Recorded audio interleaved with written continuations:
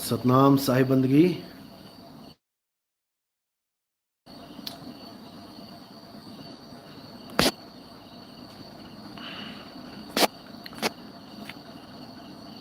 आशाबेन यादव सतनाम साहिब बंदगी। सोनिया कुमारी परमार देवराज सतनाम। पटेल जागृति सतनाम। विनीश कुमार नीतू विनीश कुमार। अंजू पूनिया सतनाम। वीरेंद्र सिंह सतनाम। सूरज सोनी अवस्थी साहिब बंदगी सतनाम। उत्तम दास सोनू कुमारी अजय कुमार नरेश चौपाल सतनाम साहिब बंदगी।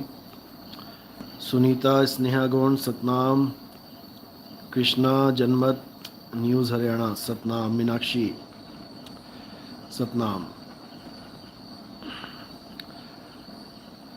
सुनिंद्र कुमार सतनाम। नीलम राणा किशन पवार सतनाम। चार राम के ब्लॉग सतनाम। मुन्ना कुमार सतनाम सतनाम सतनाम। कविता सतनाम। विजय कुमार अजय प्रेमचंद्र सतनाम। शब्द गुरु महिमा सतनाम। राजकुमार यादव राहुल नागर सतनाम साहिब बंदगी। सुरेंद्र रेखा अंजू सतनाम सतनाम सतनाम। राम सिंह बारेला सतनाम। शिवानी खन्ना सतनाम। बबली देवी लक्की सतनाम सतनाम। मीना रावत सतनाम। उत्तम दास अक्षय राम रसिक बाई सतनाम। सुशीला धनंजय जान सिंह सतनाम साहिब बंदगी। देवीलाल उमेश प्रजापत सत्य भारती सतनाम साहिब बंदगी। पूरनदास सतनाम। राजेश कुमार गणपत सतनाम। मंडेवा राजकुमार महावीर निशा शर्मा मंगीलाल सतनाम। राजकुमार हरिओम राजेश अजय सतनाम साहिब बंदगी। तो परमात्मा की कृपा से आज शंका समाधान सेशन कुछ बढ़िया होने वाला है। तो अगर आपकी कोई शंका है तो आप ऑनलाइन पूछ सकते हैं लाइव में, और हो सके तो ऐसे सवाल पूछो जिससे ज्ञान की वृद्धि हो। पर्सनल सवाल मत पूछा करो किसी का नाम लेके, किसी गुरु का नाम लेके कि उसके चेले ऐसे कह रहे हैं वैसे कह रहे हैं। कोड वर्ड में बात किया करो। सबको पता है कौन गुरु क्या बता रहा है, कौन सा क्या कर रहा है, सब पता है। सतनाम। किसी गुरु से हमारी कोई झगड़ा नहीं है, लड़ाई नहीं है। सब गुरु अपना अपना काम कर रहे हैं। हमारा काम है आगे का रास्ता बताना। जो गुरु जहाँ तक अपने शिष्य को लेके जा रहा है ठीक है, जो बता रहा है ओके, लेकिन अगर और आगे निकलना है, दूर तक जाना है, तो आगे के गुरु की बात समझनी पड़ती है। इसका मतलब ये नहीं कि उस गुरु से दुश्मनी पाल लें, वो भी आध्यात्मिक है, ठीक है। अंग्रेजी का कोई टीचर है, कोई ABCD पढ़ाता है आपको LKG UKG में, नर्सरी में, उसको भी आप इंग्लिश का टीचर बोलोगे। और अगर कोई 5वीं 7वीं में पढ़ाता है इंग्लिश का टीचर, तो उसको भी आप इंग्लिश का ही टीचर बोलोगे। और कोई आपको PhD करवाता है इंग्लिश की, तो वो भी इंग्लिश का ही टीचर है। बस फ़र्क क्या है कि लेवल अप एंड डाउन है। इसी प्रकार गुरु सब कहलाते हैं। एक मूर्ति को पूजा करवाने वाला, आप टीवी खोल के देखो, सुबह से लेकर शाम तक जो गुरु आपको दिखाई देंगे टीवी पे, वो खुद भी मूर्ति पूजते, आपसे भी पूजवाते हैं। वो गुरु ही ऐसे हैं जो मूर्ति पूजने वाले गुरु हैं, उनका काम ही यही है। तो अगर आप वहाँ पे जाओगे तो आपसे भी मूर्तियाँ ही पूजवाएंगे, क्योंकि उनका काम ही यही है। वो तुम्हें आत्मज्ञान दे ही नहीं सकते, क्योंकि उनका सिलेबस ही नहीं है। वो उनका सिलेबस है कि आदमी के द्वारा बनाई गई मूर्ति का प्राण प्रतिष्ठा करेंगे, कह देंगे कि इसमें प्राण डल गया है, अब उसकी पूजा करवाएंगे। उनका काम ही यही है। अब उनको हम दोष नहीं दे सकते कि ऐसा क्यों कर रहा है। जो बिल्कुल जीरो में है, जिसको कुछ नहीं पता आता पता, जो नशों में डूबा है, जो व्यभिचार में डूबा है, जो गलत हरकतों में डूबा है, जो पूर्ण नास्तिक है, उसको अगर थोड़ा सा इनकी वजह से आस्था में अगर थोड़ा सा वो आदमी एंट्री करता है तो भी उसका फायदा ही है। कम से कम एबीसीडी तो में आ गया, नहीं तो एबीसीडी में भी नहीं था।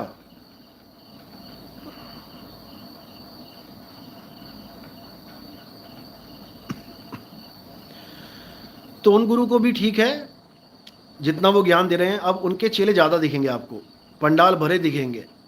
क्यों? एलकेजी के, नर्सरी के बच्चे आपको गली गली में मिल जाएंगे, दुनिया भर के। कहीं भी किसी भी गली में चले जाओ, जितने घरों में बच्चे होंगे सब एलकेजी, यूकेजी, फर्स्ट सेकंड के बच्चे आपको वहाँ मिल जाएंगे। गिनती में बहुत ज़्यादा होंगे वो लोग।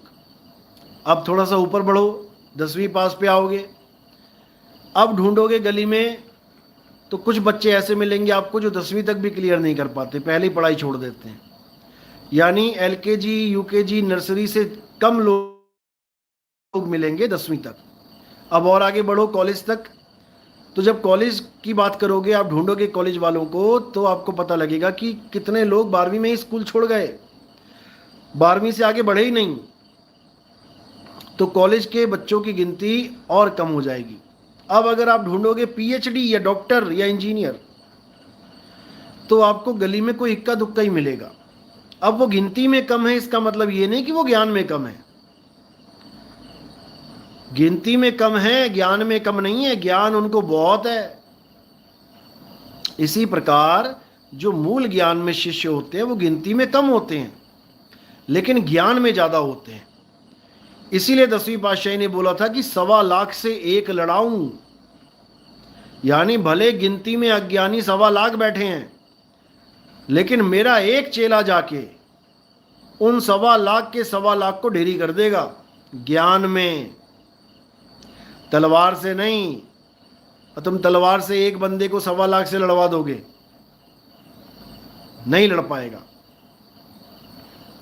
ज्ञान में 1.25 लाख क्या 1.25 करोड़ से भिड़ जाएगा वो। तो बात ये है, बात है ज्ञान अज्ञान की। तो ठीक है, उन गुरुओं को भी हम गुरु ही कहेंगे। गुरु मेरे सभी बड़े, अपनी अपनी ठौर और शब्द विवेकी पारखी, सो माथे का मोर। बात ये है। तो ठीक है, कोई नमाज पढ़ रहा है, अच्छी बात है, अल्लाह अल्लाह कर रहा है, चोरी से, निंदा से, चुगली से, डाके डालने से, आवारागर्दी से, अच्छा है कि अल्लाह का डर है उसके मन में और जाके 5 टाइम की नमाज पढ़ रहा है। चलो ठीक है, जैसा जिसको गुरु मिला वैसी उसकी बुद्धि। उसको ऐसे मौलवी मिले जिन्होंने उसको जिक्र के बारे में बताया ही नहीं, केवल नमाज की फ़िक्र के बारे में बताया कि मेरी नमाज ना छूट जाए। एक टाइम की पढ़ता है, दूसरी टाइम का फिक्र लग जाता है कहीं छूट ना जाए, दूसरी पढ़ता है, तीसरी का फिक्र लग जाता है कहीं छूट ना जाए। तो जिक्र और फिक्र में यही फ़र्क है। अगर फिक्र को छोड़ के जिक्र में आ गए तो वो ऐसी नमाज है कि वो पल पल चल रही है।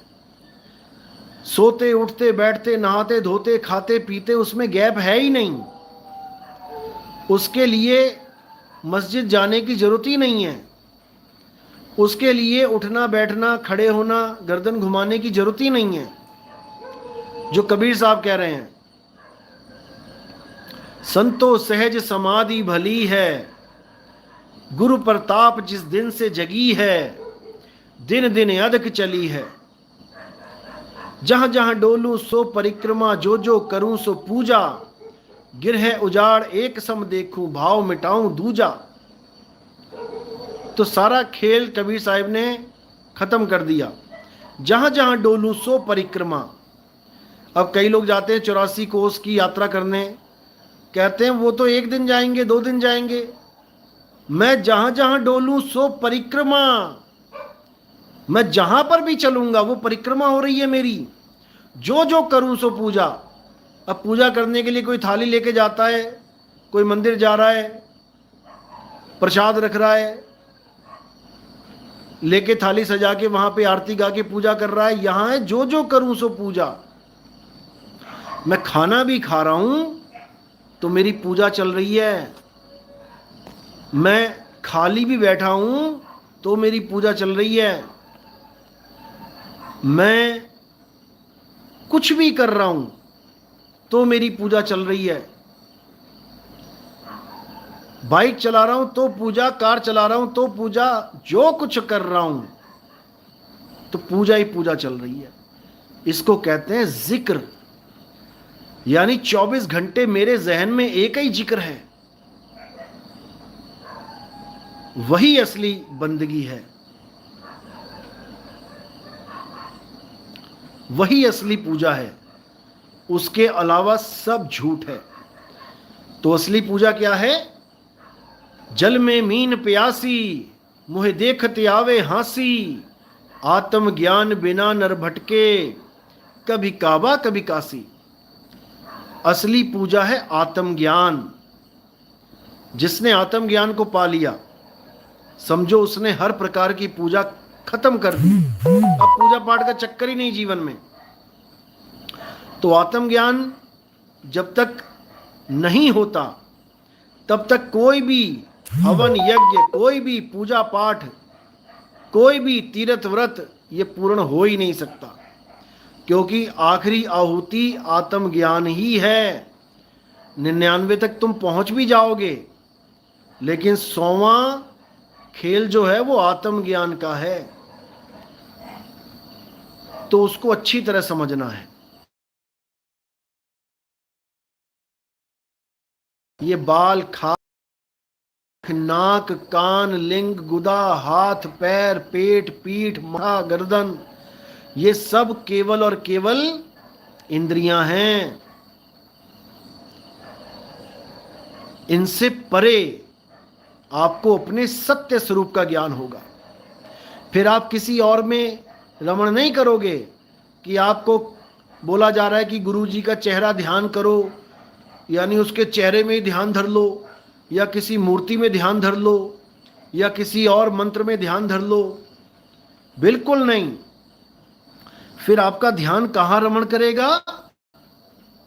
आपकी आत्मा में, जिसके लिए कृष्ण जी ने बोला, अध्याय 3 17वां श्लोक, हे अर्जुन, जो अपनी आत्मा में रमण करते हैं, जो अपनी आत्मा में तृप्त हैं, जो अपनी आत्मा में संतुष्ट हैं, यानी उनको और किसी चीज की जरूरत ही नहीं है। अब जितने भी कर्म वो करते हैं इस दुनिया में, वो अकर्म होके करते हैं। कई लोग पूछते हैं कि गरीबदास जी को आत्मज्ञान हो गया था बचपन में, दादू जी को आत्मज्ञान हो गया था, तो उन्होंने शादी क्यों करी, उन्होंने बच्चे क्यों पैदा किए? अगर उन्होंने शादी करी और बच्चे पैदा भी किए तो अकर्मी होके किए।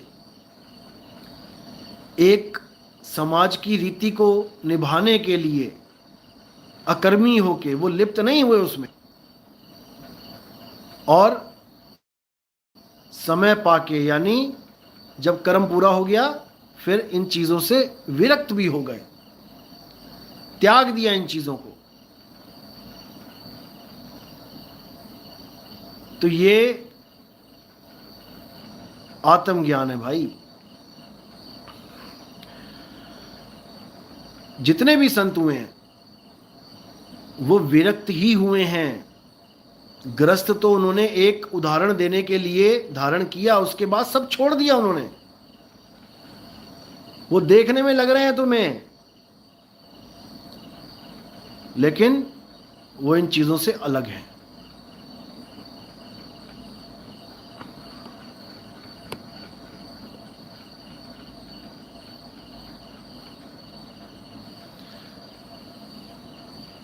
राहुल दास, ये सब मैसेज आपने मुझे किए हुए हैं ना, यहां लिखने की जरूरत नहीं है इसको।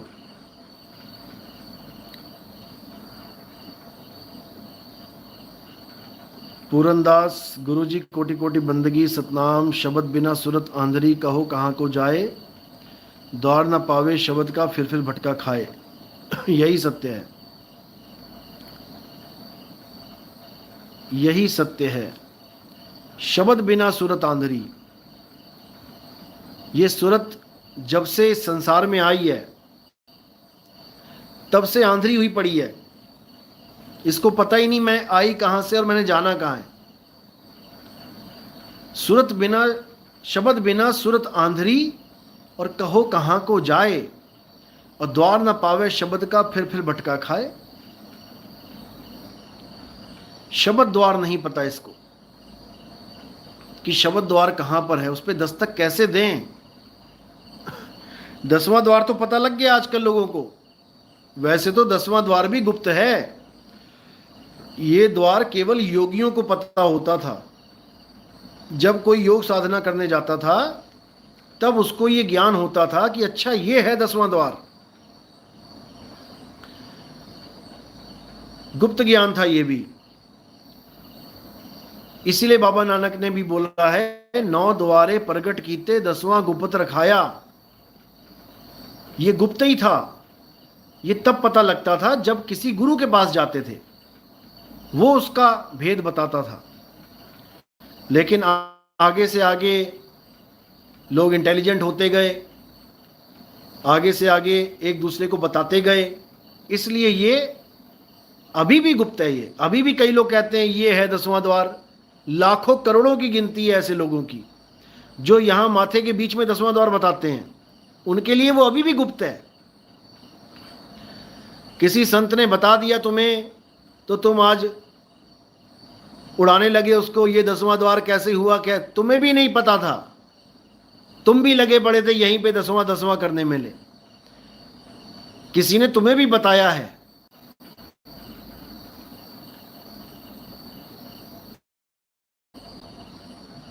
तुम्हें भी किसी ने बताया ही है, तब पता लगा है। ऐसे नहीं पता लग गया कि तुम ज्ञानी बन गए, और ऐसे ज्ञानी बने कि अब 10वें को 10वां बोलने को तैयार नहीं हो। ऐसे निकम्मे भी हैं। कबीर साहब कहते हैं, समद्वार गुप्त है, ब्रह्मरंध्र है ठौर, तांवा सुरति लिप्त करो, दे तजो फिर और। इसमें भी गुप्त भेद है, क्योंकि ये भेद वही खोल सकता है जिसको आत्मा का अनुभव हुआ है। वही समझा सकता है कि 10वें द्वार में और 11वें द्वार में क्या फर्क है। हठ योगी, प्राण योगी, ये तुम्हें 10वें द्वार से निकाल सकते हैं क्योंकि इनको 10वें द्वार का ज्ञान है, लेकिन ये तुम्हें 11वें द्वार में एंट्री नहीं दे सकते क्योंकि इनको 11वें द्वार का पता ही नहीं है। और जितने भी लोग ये आज के टाइम में YouTube पे बता रहे हैं 10वें के आगे 11वां द्वार 11, ये सब सुनी सुनाई बातें हैं इनकी। इनको पता ही नहीं है 11वां द्वार होता क्या है। ये कोई दरवाजा मान के बैठे हैं, कोई दरवाजा दिखाएंगे कि कोई दरवाजा है हमारे सामने है, हमें दिख नहीं रहा है। मूर्ख बनाते हैं ये लोग। आखिर 11वां द्वार क्या है, अच्छी तरह समझ लो। 11वां द्वार है शब्द। शब्द ही 11वां द्वार है। शब्द बिना सूरत आंधरी, यानी 11वें द्वार बिना सूरत आंधरी। कहो कहां को जाए, 9 से भी निकल जाए चाहे 10वें से भी निकल जाए, जाएगी कहां, समाएगी कहां। सूरत समाए शब्द में, वाह को काल न खाए। जब शब्द भेदी गुरु मिल जाएगा तब समझ में आएगा 11वां द्वार कहां है, कैसे खुलेगा, चाबी क्या है उसकी। चाबी गुरु के पास है, बिना चाबी के वो खुलेगा नहीं। इसीलिए कह रहे हैं शब्द विहंगम चाल हमारी, और कहें कबीर सतगुरदई तारी। तारी यानी चाबी। खुले कपाट शब्द झनकारी, पिंड अंड के पार सो देश हमारा है। कर नैनो दीदार महल में प्यारा है। तो बात ये है, बिना गुरु के चाबी मिलना असंभव है। अब कोई गुरु सुन सुन के लोगों के सत्संग सुन के खुद सत्संग करने लग गया तो क्या चाबी मिल गई उसको? कभी नहीं मिल सकती, क्योंकि उसको परमात्मा ने चाबी दी नहीं है। वो तो दूसरों की सुनी सुनाई बात बोल रहा है।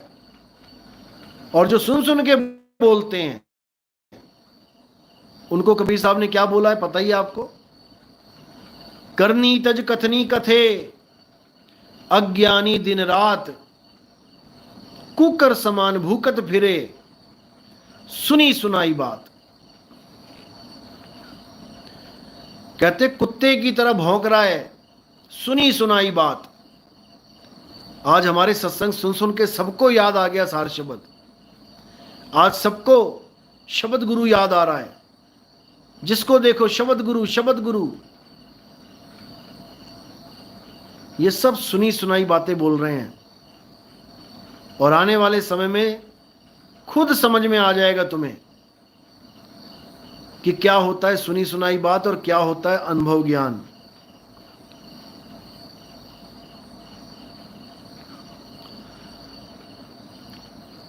तो जब तक 11वें द्वार का भेद नहीं मिला तब तक कोई उसमें एंट्री कर ही नहीं सकता। बस इतना समझ लो। इसी को बोला 9 दरवाजे प्रगट कीते, 10वां गुप्त रखाया, गुरु द्वारे लाई पावनी, एक ना 10वां द्वार दिखाया। यानी मेरी सूरत को 11वें द्वार का ज्ञान करा दिया, दिखा दिया कि कहां जाना है इसने। आए हो तुम कहां से, जाना तुम्हें कहां है, इतना बस विचार लो और हो गया भजन। मन की तरंग मार लो, हो गया भजन। आदत बुरी सुधार लो, हो गया भजन। तो बात आत्मज्ञान की है, बात हिंदू मुसलमान सिख ईसाई की नहीं है। कोई इस गलत फहमी में ना रहे कि आत्मज्ञान केवल हिंदुओं का है, या आत्मज्ञान केवल सिखों का है, या आत्मज्ञान केवल ईसाइयों का है। आत्मज्ञान सबका है। आत्मज्ञान मुसलमानों का भी है। और ऐसा नहीं है कि मुसलमान आत्मज्ञानी नहीं थे। हरमंदिर साहिब की नींव तक मुस्लिम भगत से रखवाई गई थी। उस जमाने में आत्मज्ञान की बात चलती थी, जात पात की बात नहीं थी। लेकिन अब जात पात में इतना इंसान उलझ चुका है, धर्मों में उलझ चुका है कि अब धर्म प्रेम करना नहीं सिखा रहा है, अब धर्म काटना मारना सिखा रहा है। और ये कभी झगड़े खत्म होने वाले नहीं है कि तुम सोचो कि खत्म हो जाएंगे।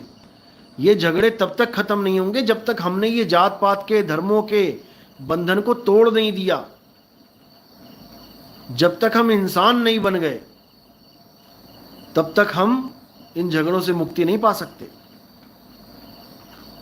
हमें इंसानियत धर्म को अपनाना पड़ेगा। जो पूजा पाठ है आपकी वो अपने घर में करो, कोई मना नहीं कर रहा, लेकिन धर्म एक ही होना चाहिए, इंसानियत धर्म। ये सबसे जरूरी है। सड़क पे जा रहे हो, कोई आदमी प्यास से तड़प के भूखा प्यासा सड़क पे पड़ा है, मदद की गुहार लगा रहा है। अब वहां पर जात पात नहीं देखनी है, वहां ये नहीं देखना है कि पंडित जी है कि मौलवी है, कपड़े नहीं देखने वहां पे, वहां पर टोपी नहीं देखनी, चोटी नहीं देखनी, वहां पानी पिलाना है। वो हिंदू मुसलमान बाद में है, पहले हिंदुस्तानी है, वो पहले इंसान है। तो इसलिए इंसानियत धर्म सबसे बड़ा धर्म है, लेकिन इसको कोई अपनाता ही नहीं है। सबसे बड़ी दिक्कत ये है। क्योंकि सब पे इतना रंग चढ़ा हुआ है जात पात का, धर्म भेद का।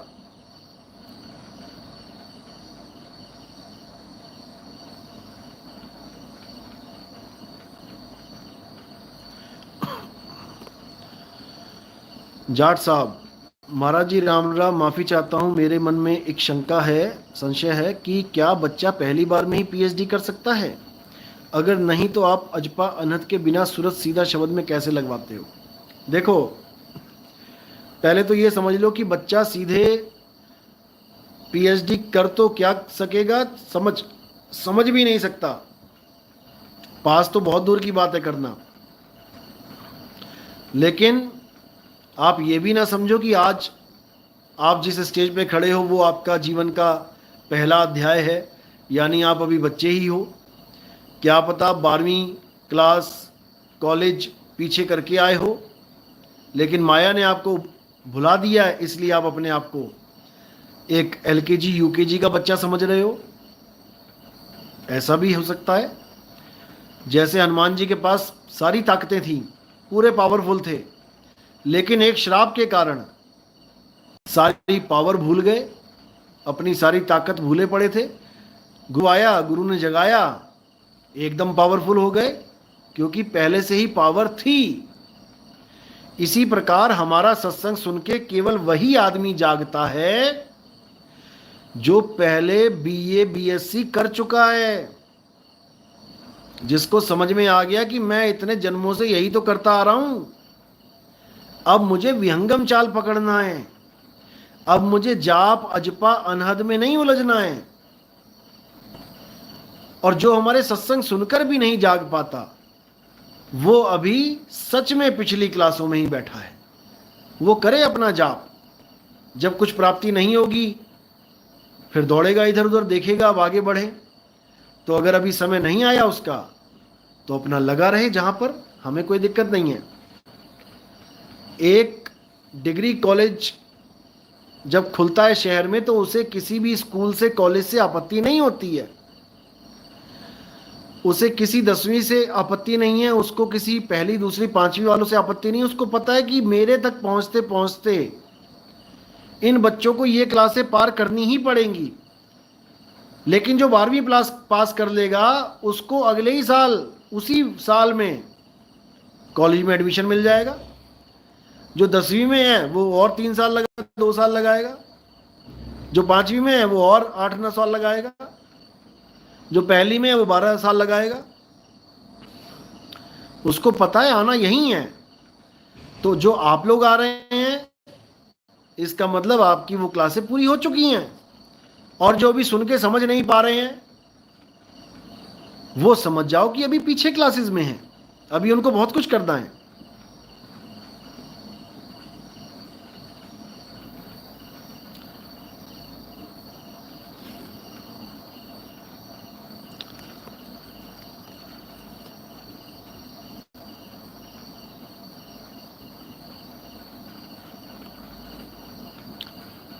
वाइल्ड लाइफ कबीरदास एकोत्री नाम क्या है बताएं। एकोत्री नाम की महिमा कबीर सागर में गाई गई है। और एकोत्री नाम कोई मंत्र नहीं है कि कोई कहे कि मंत्र है। वो गुप्त भेद है। जब दूसरी दीक्षा मिलती है तो इस भेद को खोला जाता है।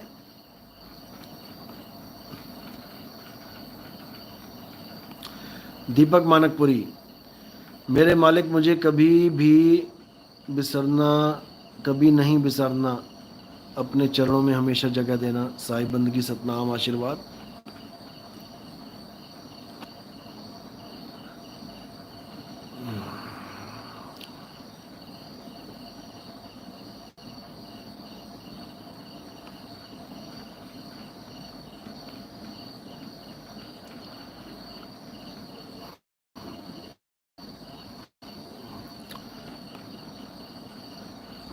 सतनाम सतनाम। एक मैसेज आया था व्हाट्सएप पे, वो थोड़े कंफ्यूज थे क्योंकि एक निरंजन जो नाम होता है, निरंजन, जिसको कबीर सागर में काल निरंजन भी बोला है, ब्रह्म भी बोला है, अलख निरंजन भी बोला है। तो कुछ लोग इसमें कंफ्यूज थे कि कुछ ग्रंथों में निरंजन परमात्मा के लिए भी यूज होता है, परमात्मा के नाम के आगे निरंजन लगा दिया जाता है, ऐसा कैसे? इसके लिए मैं आपको बताना चाहूँगा कि मैंने एक सत्संग कर रखा है पहले, गरीबदास जी की वाणी ली थी मैंने, कि एक निरंजन नाम है और एक निरंजन काल। जो सतगुरु होता है वो दोनों के भेद को जानता है। एक निरंजन नाम है, निरंजन नाम मतलब जो माया से निर्लेप नाम है, यानी जो माया से परे का नाम है। माया क्या है? 5 तत्व, 25 प्रकृति, 3 गुण, ये माया है। और माया क्या है? ये मुंह से निकलने वाले सारे अक्षर, ये 52 अक्षर माया है। तो इस माया से परे,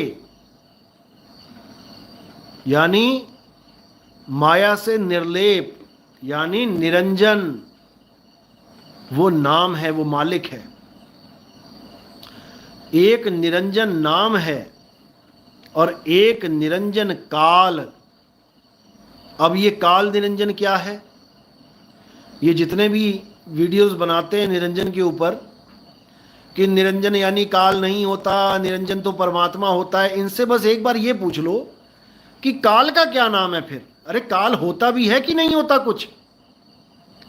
बस तुम इनसे ये पूछ लो, इनकी वहीं पर हालत खराब हो जाएगी।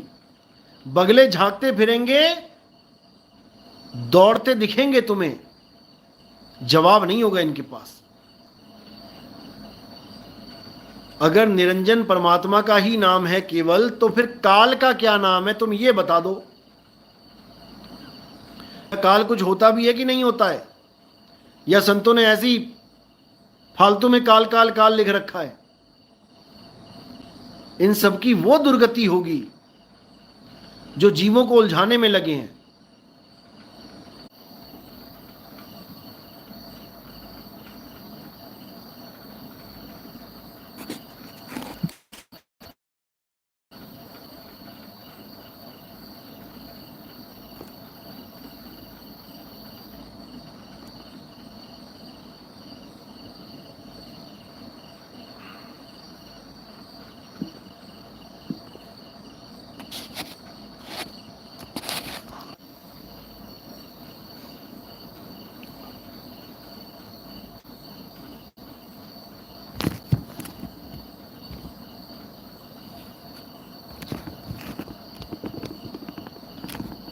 आवाज आ रही है मेरी?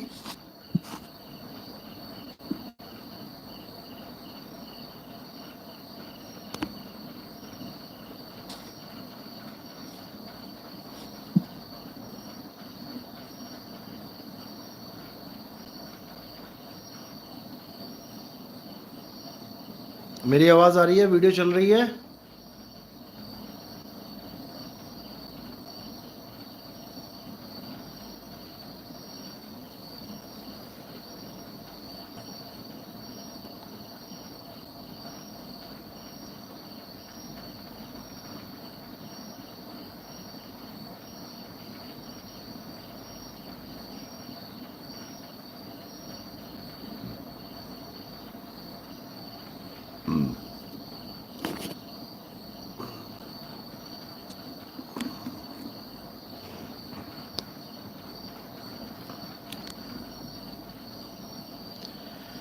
चलो,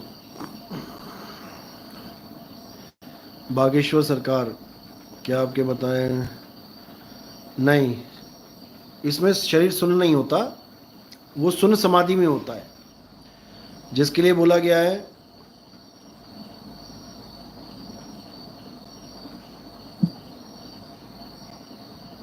दूसरे चैनल पे मेरी आवाज़ आ रही है? कहत कबीर सुनो भाई साधो, नितिन दास पे।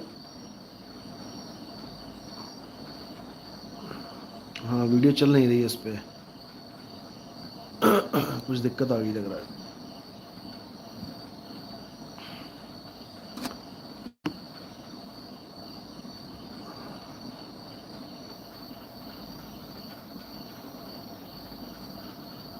कोई बात नहीं, दूसरे चैनल पे आ जाओ आप लोग।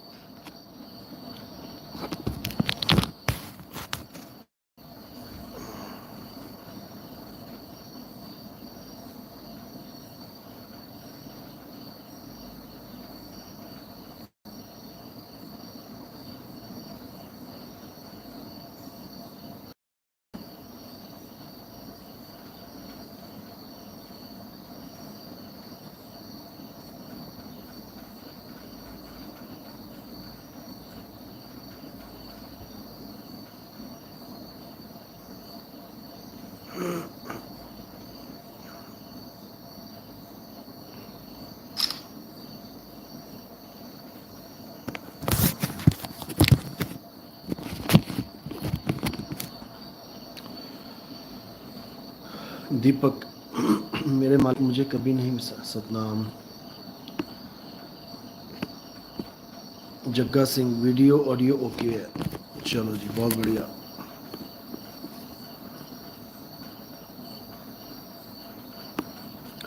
हाँ तो मैं कह रहा था कि इसमें सुन समाधि वाली स्टेज नहीं है। ये सुन कैसे होता है शरीर, जब हम चौकड़ी मार के बैठते हैं और हम सारा ध्यान त्रिकुटी पे लगा लेते हैं। यहाँ पे चौकड़ी मार के बैठते हैं तो क्या होता है, हमारे पैरों में बैंड पड़ जाते हैं। जो मोड़ है हमारे, जैसे घुटने का मोड़ है, नीचे कूल्हे का मोड़ है, उसके बाद पैर पे पैर भी आ जाता है, वहाँ पर भी बैंड पड़ जाता है, वहाँ पर भी ब्लॉकिंग होती है नसों की। तो खून का जो सर्कुलेशन है वो रुकने लग जाता है, और जब वो रुक जाता है तो पैर सुन्न होने लग जाते हैं, बॉडी सुन्न होने लग जाती है। सूरज जाती है ऊपर, इसमें कोई शक नहीं है कि नहीं जाती, लेकिन कहाँ तक जाती है, जहाँ गुरु ने इशारा किया है, त्रिकुटी तक जाएगी। और यहाँ पर क्या करेगी, यहाँ पर ज्योत के दर्शन करेगी, प्रकाश को देखेगी। वही ज्योत निरंजन है, वही काल भगवान है, वही सृष्टि रचयिता है। एक नूर ते सब जग उपजया। समझे, वो अल्लाह नहीं है। अल्लाह वो है जिसकी वजह से वो नूर भी प्रकट हो रहा है। अल्लाह वो है, अव्वल अल्लाह नूर उपाया। अल्लाह को तो कोई जान ना पाया, जो निरंजन नाम है उसको तो कोई जान नहीं पाया, और इस ज्योत निरंजन के चक्कर में पड़ गए। बस धोखा यहां हो गया जीव के साथ। अब कोई गुरु मिल जाए जो अलख निरंजन और नाम निरंजन में फर्क बता दे, दोनों का भेद क्लियर करके एक छुड़ा दे, एक लखा दे, तब समझो गुरु तुम्हें घर पहुंचा दे, तब पहुंचोगे घर, नहीं तो यहीं धक्के खाने पड़ेंगे।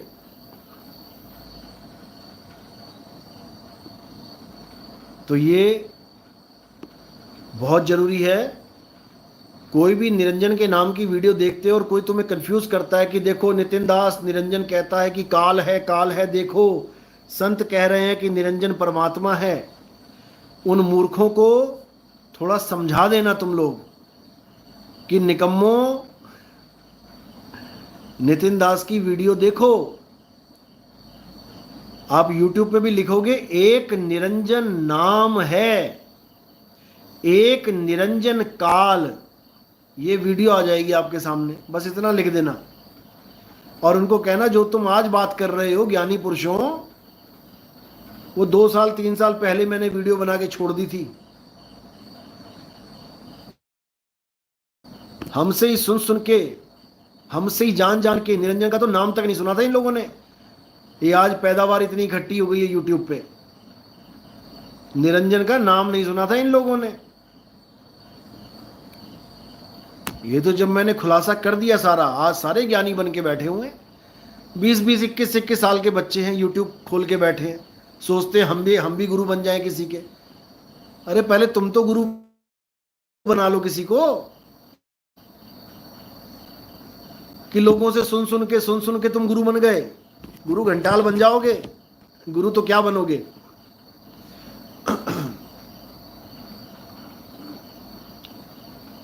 बागेश्वर सरकार, क्या ध्यान का मतलब सोच है? क्या यही सोच में ध्यान किया जाता है?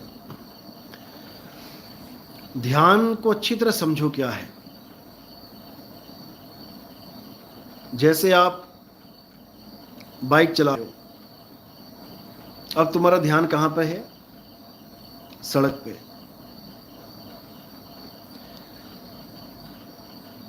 अब अगर ध्यान कहीं और चला गया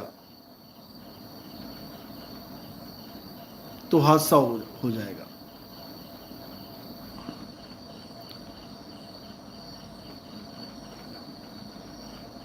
इसमें कोई शक नहीं। ध्यान का खेल सुनने में तो बड़ी आसान चीज है ध्यान, लेकिन सारा खेल ही इसी का है। एक इंजीनियर है क्योंकि उसने ध्यान से पढ़ाई करी है। कहते ना ध्यान से पढ़ना बेटा, ध्यान से चलना, ध्यान से खेलना। यानी हर चीज में होश पूर्वक रहना। कोई भी काम कर रहे हो पूरे होश के साथ, होशो हवास के साथ, पूरे ध्यान से, क्योंकि कार्य पूर्ण ही तभी होगा जब तुम्हारा पूर्ण ध्यान होगा। जो सोच होती है वो कई तरह की होती है। तुम एक ही आदमी के बारे में एक ही समय में 10 प्रकार की सोच रख सकते हो।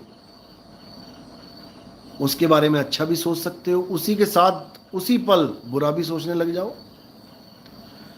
तो सोच मन की कल्पना है और ध्यान सुरत है, दोनों में फर्क है। जो सोच है वो मन की कल्पना है। ये सोच कहां से आ रही है?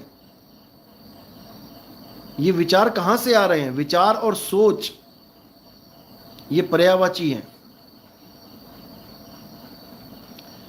तुम्हारे विचार में वो लड़का कैसा है, या तुम उस लड़के के बारे में क्या सोचते हो?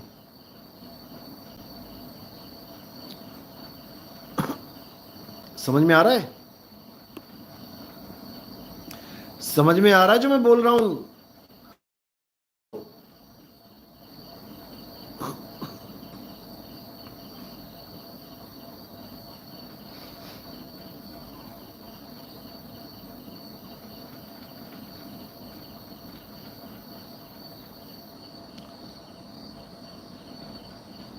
हाँ, चलो बहुत अच्छी बात है। क्योंकि सारा खेल ध्यान का है।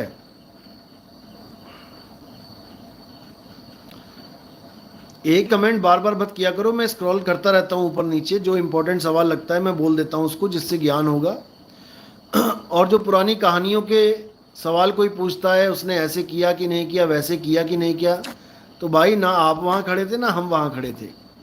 वो ज्ञान सूचक शब्द होते हैं, वो सांकेतिक ज्ञान रूपी शब्द होते हैं, उनको वही रहने दो, कोई बात नहीं। जो अभी प्रेजेंट में बात चल रही है उस पर विचार करो। पुरानी कहानियों को बीच में लाओगे तो वेस्टेज है, टोटली टाइम वेस्टिंग है। फूलचंद, क्या ध्यान और सूरत दोनों अलग अलग है? बिल्कुल नहीं, ध्यान ही सूरत है। ध्यान ही सूरत है। अगर तुम इस दुनिया में हो केवल ध्यान की वजह से, कुत्ता शीशे के बाहर खड़ा है लेकिन उलझा पड़ा है शीशे के अंदर वाले कुत्ते की वजह से, केवल ध्यान की वजह से। उसका ध्यान शीशे में गया और उसने सोच लिया कि मेरा प्रतिद्वंदी खड़ा है सामने। अगर वो वहां से ध्यान हटा ले, अपने में आ जाए वो, तो उसके सामने कोई प्रतिद्वंदी होगा ही नहीं। उसको ना तो कोई पंजा मिलने वाला है गिफ्ट में, ना ही उसको कोई दांत मिलने वाले हैं। बात इतनी है।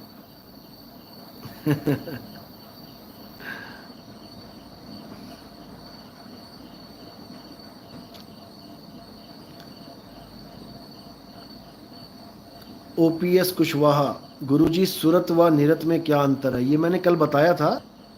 सुरत का मतलब होता है जब ध्यान आपका पूरी तरह एकाग्र ना हुआ हो। जब सुरत फंसी संसार में कहते हैं, तो यानी ध्यान जब संसार में हो उसको सुरत कहते हैं। और जब सुरत निरत हो जाती है यानी एकाग्र हो जाती है, शब्द में टिक जाती है, तब उसको निरत कह देते हैं। दोनों में फर्क है। लेकिन कुछ अज्ञानी गुरु ऐसे भी हैं जो सुरत को सुनने की ताकत, क्योंकि सू लिखा है वहां पे, तो सोचते हैं सू यानी सुनना, नी यानी निरखना, वो इन शब्दों में उलझ जाते हैं। सुरत को कह देते हैं सुनने की ताकत, और निरत को कह देते हैं देखने की ताकत। जबकि सुनना देखना तो दो कार्य हो गए, दो कार्य होंगे, यानी कि द्वैत आ गया।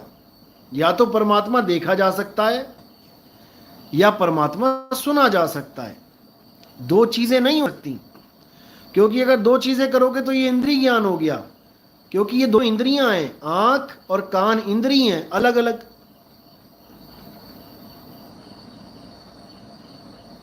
तो जो दिख रहा है फिर उसको कोई देख भी रहा है, और जब तक वो देख रहा है तब तक वो दृष्टा है। और दृष्टा देखता किसको है? उसको दृश्य कहते हैं। तो परमात्मा तो तुमने दृश्य बना दिया। दृश्य का मतलब क्या होता है? दृश्य का मतलब होता है माया, जो दिखे सो माया।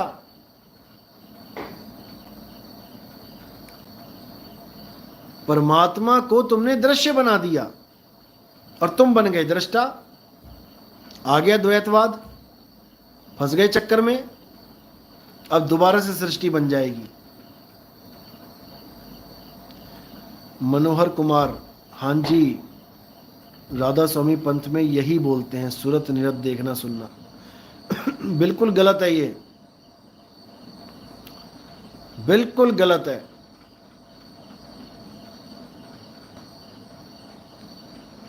आप खुद को नहीं देख सकते, आप प्रतिबिंब देखोगे, नकल देखोगे। यहां पर खुद में समाना है, ना कहीं आना ना कहीं जाना, आपे में आप समाना। जब तुम खुद में समाओगे तो तुम देखोगे किसे? जब कछुआ खुद में समा गया, अब देखेगा किसे? बस यही समझना है। जिसने ये समझ लिया उसका 100% कल्याण हो जाएगा। उसके कल्याण को कोई रोक ही नहीं सकता। बात इतनी है। तो इसलिए दृश्य और दृष्टा से परे जो अपना निज ज्ञान है, निज नाम है, वो वाणी से, देखने से, इन कानों के द्वारा सुनने से वो परे की चीज है। वो शब्द सुरत के द्वारा अनुभव होता है। और जब शब्द सुरत अनुभव करती है, वो दो रहती ही नहीं है, वो एक हो जाती है। अभी एक नहीं है, अभी दो हुई पड़ी है अज्ञानता में। एक कहूं तो है नहीं, अभी एक नहीं है। और जब हो जाएगी एक तो दो कहूं तो गारी। जब परमात्मा मिल गया, शब्द में सुरत समा गई, तो दो नहीं कह सकते, फिर गाली के समान है। जैसा है तैसा कहूं, कहे कबीर विचारी। जो जैसा है मैं वैसा ही उसका स्वरूप बता रहा हूं, उसका लेवल बता रहा हूं, उसकी अवस्था बता रहा हूं। तो बात ये है। आपा खोए आपको चीने, तब पावे पद निर्वाणा। बात ये है, जिसके समझ में आ गई वो निकल गया भवसागर से, और जिसके समझ में नहीं आई तो आगे कुमारी माँ का गर्भ खाली पड़ा है, किसी ना किसी गर्भ में धकेल दिए जाओगे।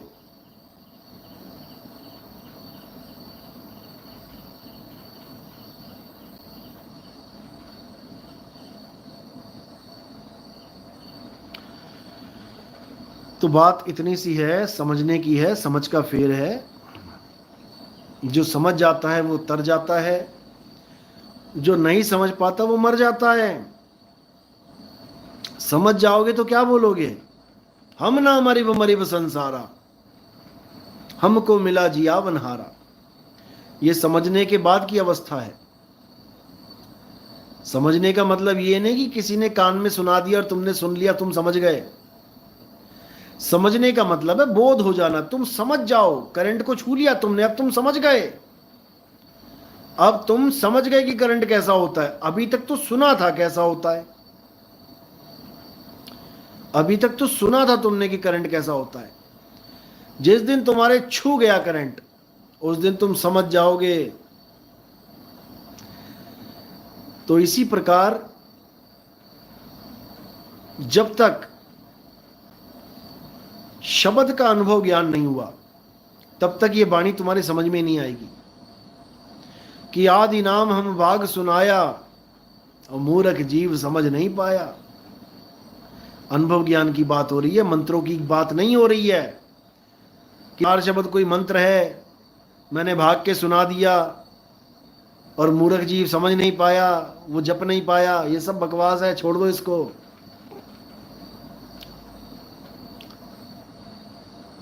तो इसलिए हर चीज को गहराई से समझो।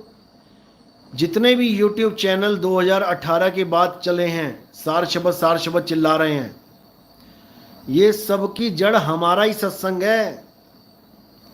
चाहे कोई बीजक लेके बकवास कर रहा है, चाहे कोई ब्रह्मनाद की बात कर रहा है, चाहे कोई सार शब्द की बात कर रहा है, ये सब 2018 के बाद जितने भी गुरु घंटाल हैं, ये सब हमारा ही सत्संग सुन के सार शब्द की महिमा गा रहे हैं। गुरु घंटाल इसलिए बोलता हूं मैं, क्योंकि जिस चीज का इनको बोध नहीं है, ये उसकी बात बताने में लगे हैं। अगर ये अपने लेवल की बात करें, जितना ज्ञान इनको अर्जित हुआ था 2018 से पहले, जो बातें इनको पता थी, अगर ये वो बोलते रहते तो इनको गुरु घंटाल ना कहता। अपनी बात पे टिके रहते, अपने ज्ञान पे अडिग रहते, तो इनको ये दर्जा नहीं मिलता। लेकिन ये सब बदल गए। जैसे इनको पता लगा कि नितिन दास ने असली ज्ञान का डंका बजा दिया है, घर घर को जगा रहा है, लोग गुरु छोड़ छोड़ के इसके पास जा रहे हैं, अब इन्होंने क्या किया, इन्होंने कॉपी पेस्ट करना शुरू कर दिया। जब आईफोन आया था मार्केट में, तो अमीरों के पास आईफोन ही आईफोन हो रहे थे। अब चाइनीज कंपनियों ने देखा कि ये तो धड़ल्ले से बिक रहा है। अब उन्होंने क्या किया, डुप्लीकेट निकाल दिया कि अरे जब बिक ही रहा है इतना और लोग इतने विवेकी नहीं हैं, असली नकली की उनको फर्क नहीं पता, तो डिजाइन उन्होंने बिल्कुल वैसा ही निकाल दिया, पीछे कटा हुआ सेब भी लगा दिया और दे धड़ल्ले से बेचना शुरू किया। अब जो मूर्ख थे, जो कम अकल थे, वो फंस गए उनके जाल में। आधे रेट पे भी अगर दिया तब भी इतना महंगा है वो, तो खूब कमाया डुप्लीकेट वालों ने। और एक एक दो दो महीने में वही नकली आईफोन जब खराब हो जाता था तो रिपेयरिंग भी नहीं मिलती थी उसकी, फिर कूड़े में ही जाता था वो, यूज एंड थ्रो। तो ऐसे ही लोग आज भी बैठे हैं। वो सोच रहे हैं कि हर पंथ का आदमी अपने गुरु को छोड़ छोड़ के नितिन दास के पास भागा जा रहा है, तो जो नितिन दास बोल रहा है वो हम भी बोल देते हैं, हमारे पास भी आना शुरू हो जाएंगे। अरे भाई, जो मैं बोल रहा हूं, मैं किसी अनुभव से बोल रहा हूं, मैं किसी आधार से बोल रहा हूं। तुम सुन सुन के उस चीज को बखान करने में लग गए। ये नासिक वाला भी बेवकूफ बना दिया इसने लोगों को। सीटी की आवाज जो आती है कान में, टिनिटस, उस रोग को ही इसने ऐसा हाल है इन लोगों का। तो भाई, अविवेकी बंदा इनके जाल में भी फंसता है। ऐसा नहीं कि इनके जाल में कोई नहीं फंसेगा, अविवेकी ऐसे लोगों के जाल में फंसते हैं। लेकिन जो विवेकी होता है वो इनके जाल को काट के बाहर आ जाता है।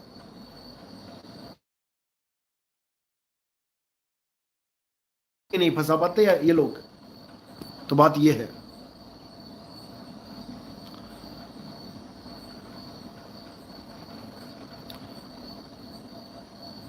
चलो,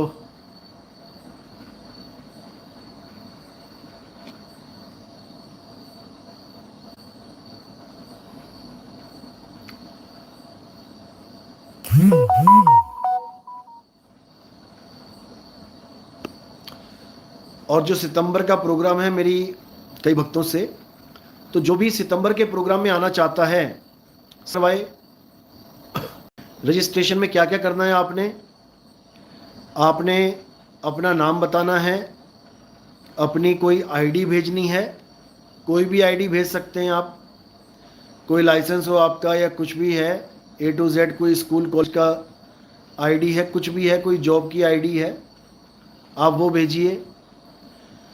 और अगर आपके साथ कुछ लोग आने वाले हैं 5-7, तो उनकी भी आईडी भेजिए।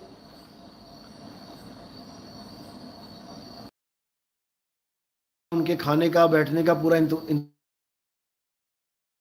अब पता लगा 50 लोग का बंदोबस्त है और आज 200 लोग, तो उसमें दिक्कत है। आप मेरे ही नंबर भेज सकते हैं,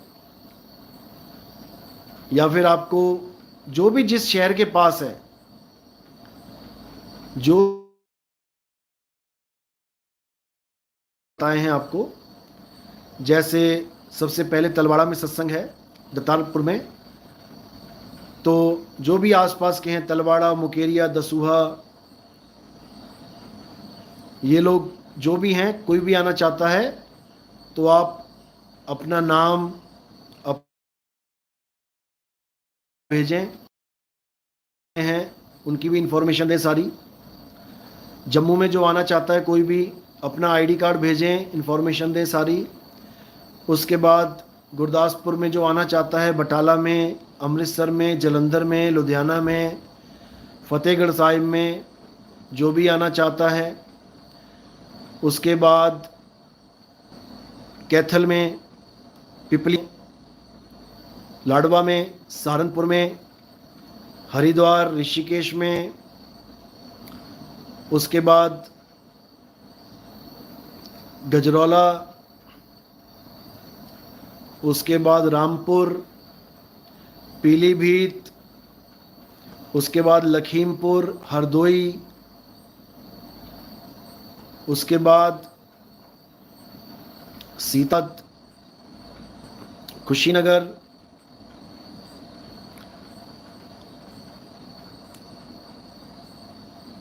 तो जो भी आसपास के हैं वो मुझे संपर्क करें। और आगे यूपी का प्रोग्राम करके फिर 17 को गाज़ियाबाद में 2 दिन रुकेंगे, दूसरे दिन स्कूल में होगा प्रोग्राम बच्चों के साथ।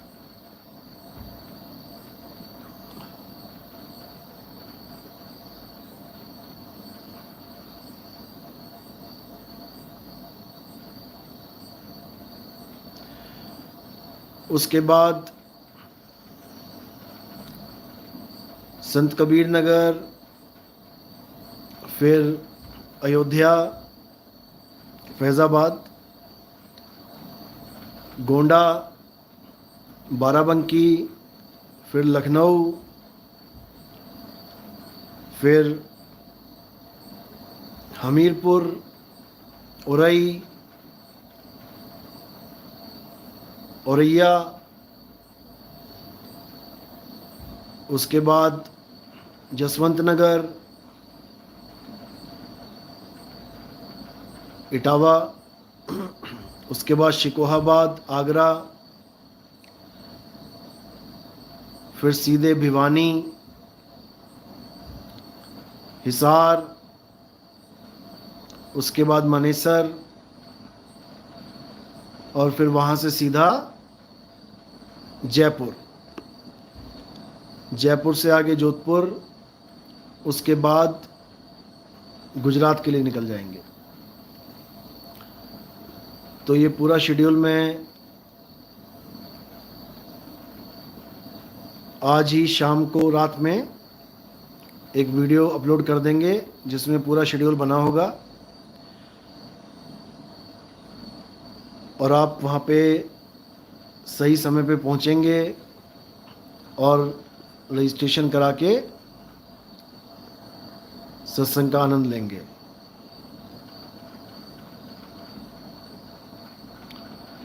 ये सब कब आ रहे हैं, कहाँ आ रहे हैं, ये सब मैं अपलोड कर दूंगा वीडियो, आप देख लेना उसको।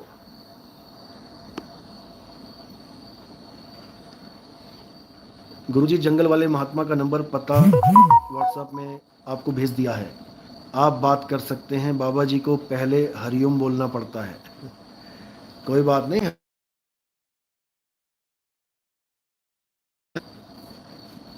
कोई बात नहीं।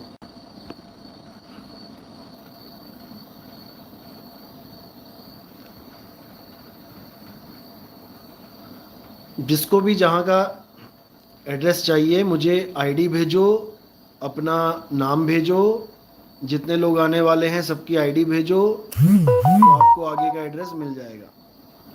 चलो, तो आज का सत्संग मिलेंगे के लिए साई बंदगी सतनाम। बोले सतगुरु बंदी छोड़ सतगुरु, सदा ही जय हो मेरे मालिक की साई बंदगी सतनाम।